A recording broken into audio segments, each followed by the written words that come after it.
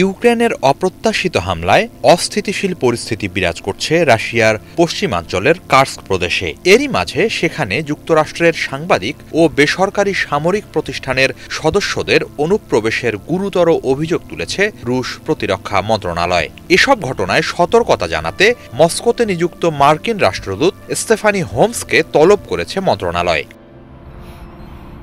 তদন্তের ভিত্তিতে আইন অনুসারে সংশ্লিষ্টদের বিরুদ্ধে যথাযথ ব্যবস্থা নেয়ার হুঁশিয়ারি জানিয়েছে রাশিয়া। সীমান্ত পেরিয়ে অবৈধভাবে রাশিয়ায় অনুপ্রবেশকারী সাংবাদিক, সংশ্লিষ্ট বিদেশি কর্মকর্তা ও উপদেষ্টারা সামরিক লক্ষ্যবস্তু হিসেবে গণ্য হবে বলে সতর্ক করা হয়েছে।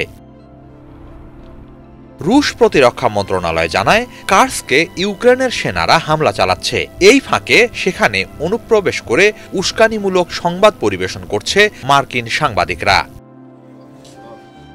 এছাড়া রাশিয়ার অন্যতম রাষ্ট্রীয় সংবাদ মাধ্যম রাশিয়া টুডের এক প্রতিবেদনে জানানো হয়, সম্প্রতি যুক্তরাষ্ট্রের বেসরকারি সামরিক প্রতিষ্ঠান ফরওয়ার্ড অবজারভেশনস গ্রুপ সামাজিক মাধ্যমে একটি ছবি পোস্ট করে। তাতে একটি সাঁজোয়া যানের সামনে সামরিক পোশাক পরিহিত ৩ সেনা সদস্যকে দেখা যায়। ছবির মাঝখানের ব্যক্তিকে ফরওয়ার্ড অবজারভেশনস গ্রুপের প্রতিষ্ঠাতা হিসেবে দাবি করে রাশিয়া টুডে। প্রতিবেদনে আরও দাবি করা হয়, ছবিটি যেখানে তোলা হয়েছে তা কার্স্ক অঞ্চলের। সার্বিক প্রেক্ষাপটে রুশ প্রতিরক্ষা মন্ত্রণালয় বলছে, বারবার অস্বীকার করলেও এসব ঘটনায় প্রমাণিত হয় যে কার্স্ক সহ রাশিয়ার বিভিন্ন অঞ্চলে হামলায় যুক্তরাষ্ট্র সরাসরি জড়িত। এসবের বিরুদ্ধে ব্যবস্থা নেয়ার চরম হুঁশিয়ারি জানানো হয়েছে। হিজল জোবায়ের, বাংলা ভিশন।